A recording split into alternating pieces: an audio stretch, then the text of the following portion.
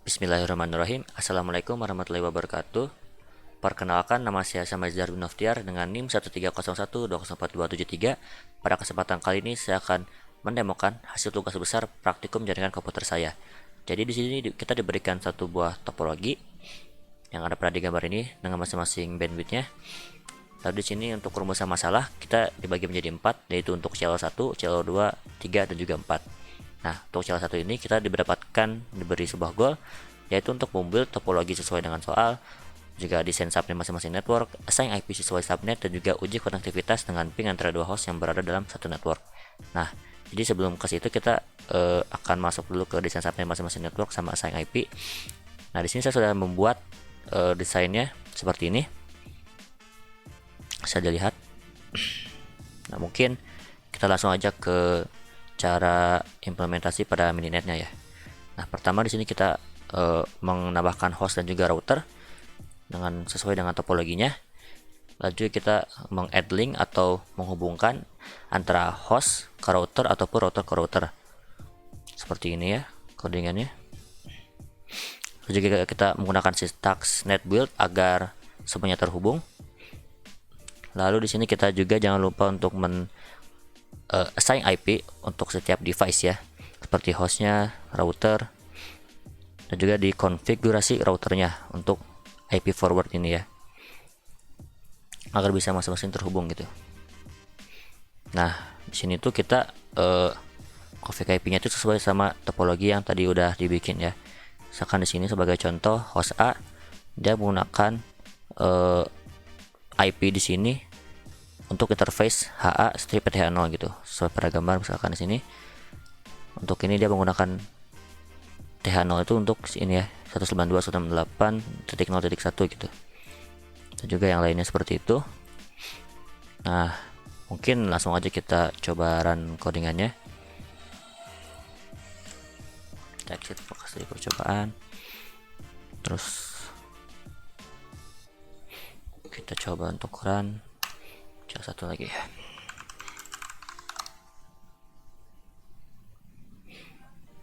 Nah, oke, disini sudah terlihat. Untuk dimulai mininetnya, langsung aja kita coba untuk memping hubungan yang ada di link ini ya, misalkan HA ke R1. Ya, di sini sudah berjalan ya, terlihat. Oke, kita coba lagi untuk yang ke R2-nya. Oh, salah. Kita terlihat juga terhubung.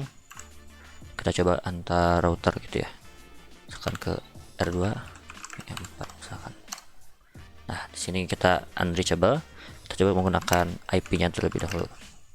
Ke R4 itu kita IP-nya kan ini misalkan ya. Nah, akan terhubung. Kenapa kita hanya bisa menggunakan IP? Karena kita belum membuat static routingnya untuk setiap host dan router, sehingga tidak di sini tuh belum terhubung gitu semuanya, hanya terhubung sesuai dengan network yang ada di sini. Misalkan R1 itu hanya terhubung ke R4 dan juga R3, maka itu tidak perlu menggunakan IP gitu ya. Oke, kita lanjut aja ke CLO2. Nah, untuk CLO2 di sini kita didapatkan sebuah goal, yaitu mengimplementasikan mekanisme routing pada topologi yang ada, uji konektivitas menggunakan ping, membuat tabel routing di semua host dibuktikan dengan ping antar host, dan juga menganalisis routing yang digunakan menggunakan traceroute. Nah, jadi untuk langsung aja kita ke codingannya. Di sini kita udah disediakan codingan untuk static routing host. Saya akan menjelaskan secara singkat terlebih dahulu. Jadi di sini host A itu kan terhubung ke dua interface gitu ya. Misalkan di sini nih, host itu terhubung ke interface yang ini dan juga yang ini, ke yang dari R1 dan juga ke yang R2 gitu. Nah, berarti kita membuat dua tabel. Nah, untuk tabel pertama itu misalkan dia ke ke jaringan network yang ini dengan IP ini, maka dia akan masuk ke tabel 1 gitu. Nah, untuk yang satu laginya, di interface yang satu laginya itu dia akan masuk ke tabel 2 gitu ya, misalkan dengan IP yang ada di sini gitu. Mungkin singkatnya seperti itu. Nah, untuk yang di routing ininya, routernya, di sini kita membuat codingan seperti ini ya. Jadi kita mendapatkan sebuah lintasan gitu atau gateway kepada network yang belum terhubung ke R1 gitu. Nah, sini ada 5 ya. Karena kan total ada 8 network, berarti ini kan yang terhubung cuma 3 gitu di sini ya. R1 itu ke sini, ke R4, ke R3 sama ke host A gitu. Nah, sedangkan ke yang seperti ini jaringan ke 192.168.2.1 itu kan belum terhubung gitu. Nah, kita tambahkan di sini.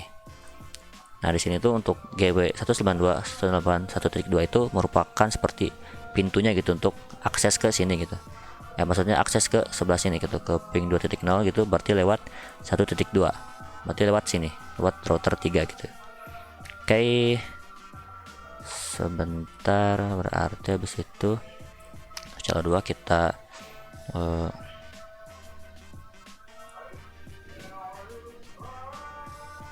kita akan langsung aja uji konektivitas. Kita akan langsung aja uji konektivitas antara host A ke host B gitu ya. Kita jalankan dulu codingannya. Nah, sudah terhubung gitu. Sekarang kita coba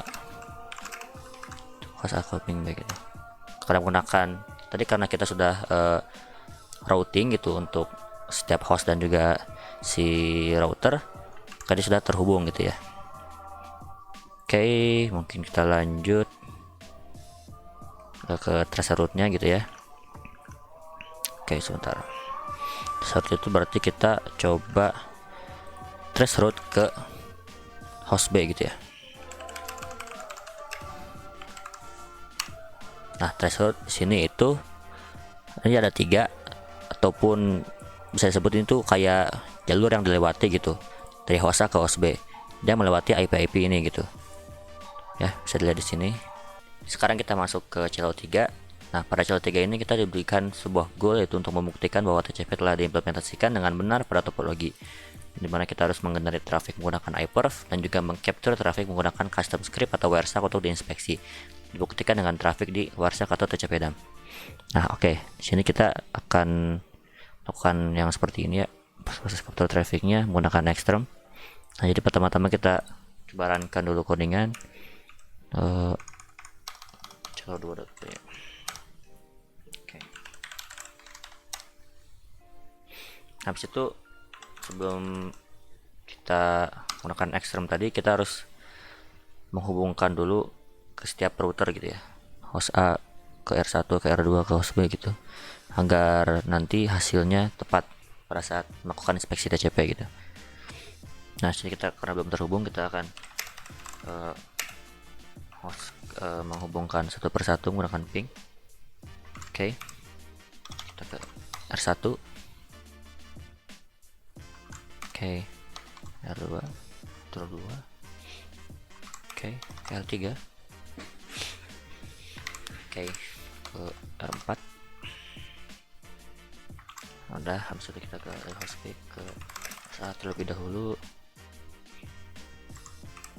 seperti tadi.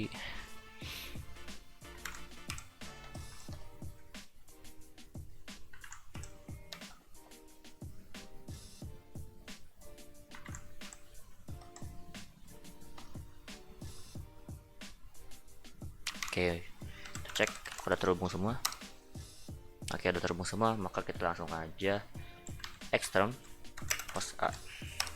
Kita keluar sebuah terminal baru dari Nextrum ya, untuk node host A.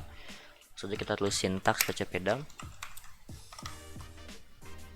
strip write untuk membuat file dengan nama, misalkan di sini saya menggunakan testing underscore tcp.php. Nah, kita akan mengchapter sebanyak 100 traffic gitu ya. Kita akan enter. Nah, di sini udah listening, berarti sudah siap untuk di iPerf kan untuk cek koneksi. Maka kita akan iPerf host A ke host B gitu. Kita tunggu untuk prosesnya. Nanti kalau udah selesai itu di sebelah kiri akan keluar seperti ini. Nah, jadi pada kasus saya ini tidak tahu kenapa harusnya ada result sebelah sini, tapi di sini saya tidak ada, tapi file tetap terbuat gitu di direktorinya ya. Oke, kita coba close saja. Ntar kita enter dulu, kita exit.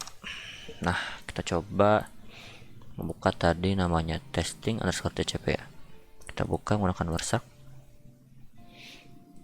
Nah, kita lihat di sini.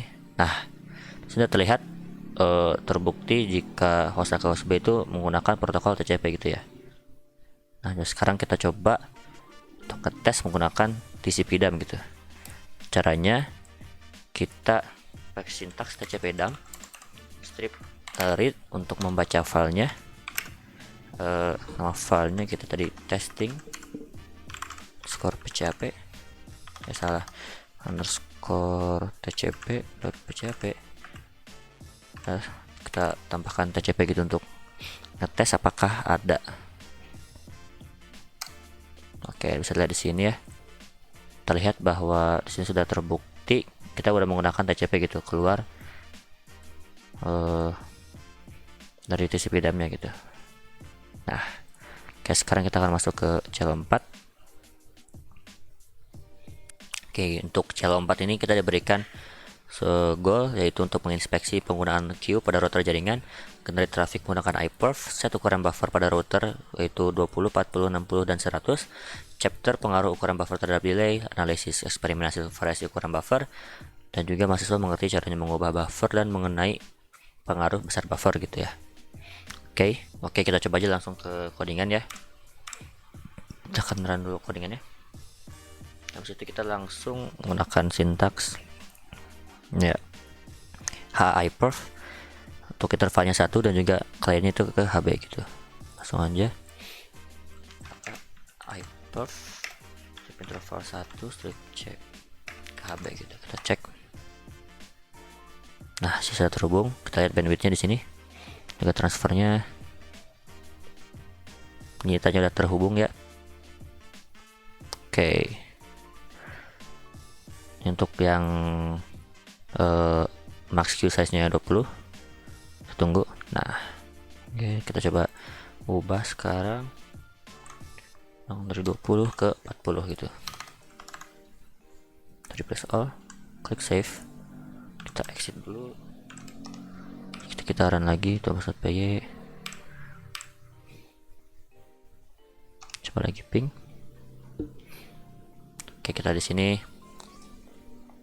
sudah terhubung bandwidthnya.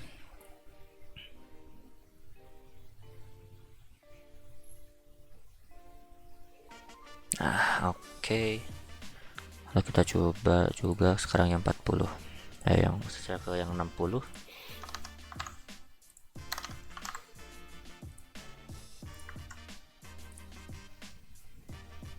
Terlebih dahulu agar ke refresh. .py. Coba lagi.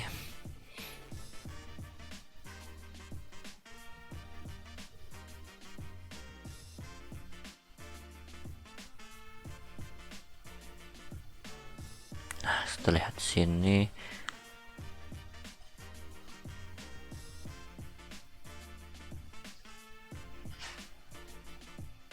oke, lanjut ke 100.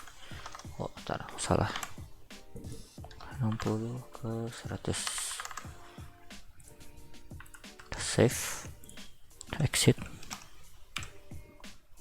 untuk bus. Coba lagi ya.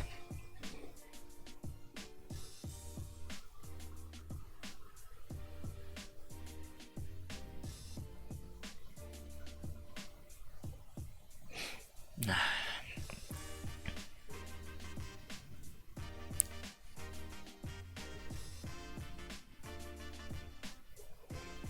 oke, bisa lihat di sini untuk yang 20 terlihat di sini hanya ada sedikit paket loss, dan juga di sini juga hanya ada 2 paket loss gitu. Jadi yang menggunakan berapa 60 itu juga hanya ada 1 paket loss, dan pada menggunakan buffernya 100 itu terjadi banyak paket loss. Jadi pada kasus saya ini dapat disimpulkan bahwa max buffer size ini semakin besar jumlahnya gitu buffernya, maka juga akan semakin banyak paket lossnya gitu. Karena di sini kita seperti mengabarkan antrian pada pengiriman paket, sehingga akan hal wajar jika ada terjadinya paket loss sebanyak ini gitu untuk yang max queue size. Dan juga sebaliknya jika semakin dikit si buffernya, maka harusnya semakin lancar gitu. Oke, mungkin sekian saja yang bisa saya sampaikan. Terima kasih. Mohon maaf bila ada salah-salah kata. Wassalamualaikum warahmatullahi wabarakatuh.